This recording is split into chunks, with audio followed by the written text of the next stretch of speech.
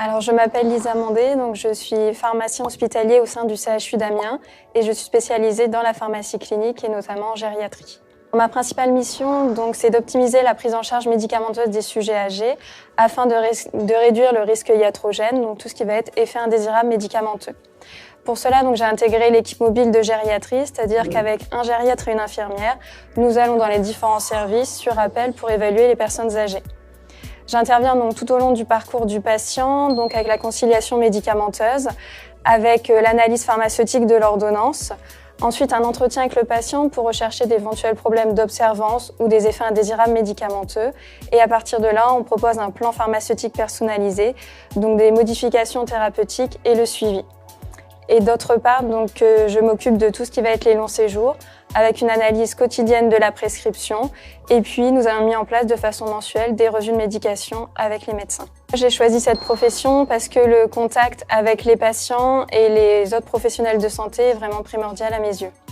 Pour une de vos patients, savoir si vous pouviez me confirmer son traitement au domicile, s'il vous plaît. Pour moi, les qualités requises, c'est qu'il faut savoir faire preuve d'écoute et de communication, puisqu'on est en contact permanent avec les patients, mais également avec les autres professionnels de santé, que ce soit intra-hospitalier ou extra-hospitalier, puisqu'il est indispensable de faire le lien avec la ville.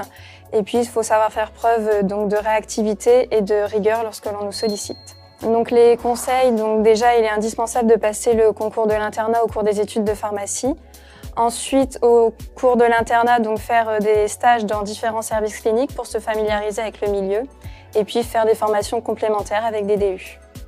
La pharmacie clinique, donc c'est vraiment un métier d'avenir en plein développement. Les services demandent de plus en plus à ce qu'il y ait des pharmaciens au sein de leurs unités et se développent également donc les consultations pharmaceutiques, toujours dans le but de prévenir la iatrogénie médicamenteuse.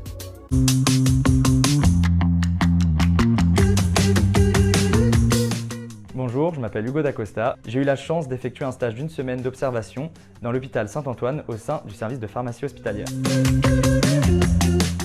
Ce stage m'a permis de découvrir un métier, le métier de pharmacien hospitalier. J'ai pu voir les pharmaciens, les médecins et tous les autres professionnels de santé collaborer ensemble pour trouver les meilleures solutions pour les patients.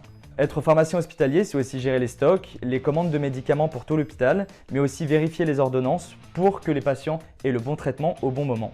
Enfin, durant ce stage, j'ai pu me rendre compte que les connaissances du pharmacien sont jour après jour sollicitées, à la fois pour les ordonnances, mais également pour améliorer la prise en charge du patient.